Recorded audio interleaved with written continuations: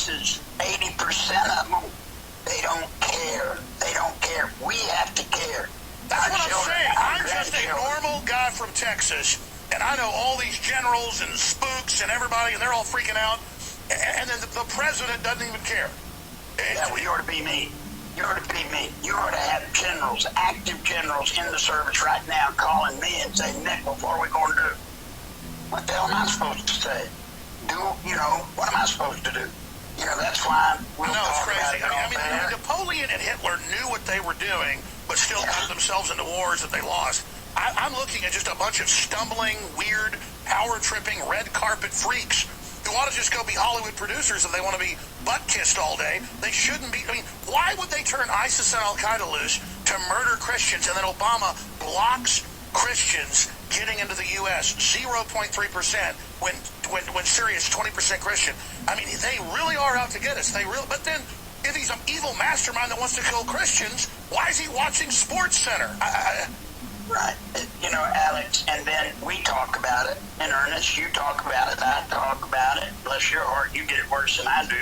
And the media comes at you like you're some kind of mad scientist sicko out here spreading conspiracy theories. Hey, this is not a conspiracy theory when you can sit here and see the President of the United States opening up and letting Syrians in. Think about this, Alex. Obama is letting Syrians in by the tens of thousands who are coming here, claiming, of course, that they're being suppressed, they're being tortured, they're being all this by this government, this Sharia law in Syria, right? What's the first thing they do here? They come in here and they're trying to invoke Sharia law. Does that make sense to a normal person? They're the invaders that came into Syria. They're not even letting Shiites out. They're letting the Sunnis, the invasion force, in. And Alex, we all sit here helpless. We sit here thinking there is nothing we can do. There is something we can do. That's what I want to say. What do you really think's going on with Trump? I mean, I know, and I don't want to be a wishful thinker, but we've got Bloomberg putting in independents that are really Democrats in the polls. We have Reuters adding 15% more Democrats to give her a lead. But then I talked to internal pollers. They think it's really a dead heat. Rasmussen has it as a dead heat.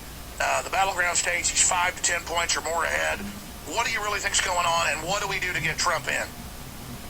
Number one, don't believe a damn thing you see in the mainstream media. You should know by now, anybody that's listening to my voice, you should see that there ought to be a word beyond bias. It's not bias, it's absolute. These are deceptive enemies.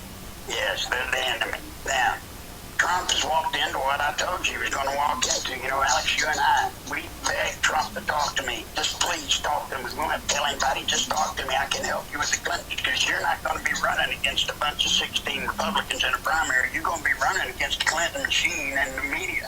Well, he's walked into it. He's got him a mess of it.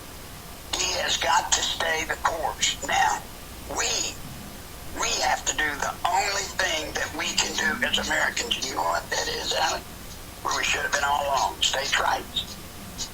See, we should, just like in every state, North Carolina as an example, I've got people calling there left and right. North Carolina's trying to get voter ID law. They passed the law, duly passed it in the state of North Carolina.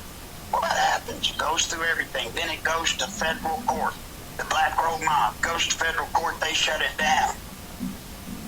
You know what I've told the governor? I've told the people to tell the governor, don't go to federal court.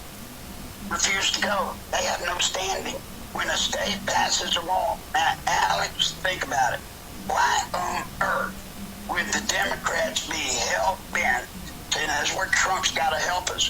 Why would the Democrats be hell-bent to stop voter ID laws? Because they have a bunch of illegals voting and dead people voting. Golly, go figure that one out. I used to, in Conway, Arkansas, we had a bus company back in the day when I was with the Clintons. We'd go get 3 to 5 school buses, go up to northeast Arkansas where there were a lot of impoverished blacks, load them up, bring them to the ghetto parts of Little Rock, go into the different precincts, put a T-shirt on them, give them a card that said, I'm Larry Nichols. They'd go in, they'd vote the way the card said. They'd come back and get on the bus. We'd put another T-shirt on them, a different color, tell them their name is John Doe. They go, and we'd have them vote 4 and 5 times. We go to the next precinct, do it all over again without voter ID, that kind of fraud in Philadelphia, in Milwaukee, in the ghettos. They deny it and say it's racist if you say it. California, Illinois, all these states have passed laws that went to the governor's desk, but even they knew that would open up a can of worms. To let illegals vote. To let illegals vote. Right, if it's racist, then why at the Democratic convention, when you went into the convention, you saw the big sign that said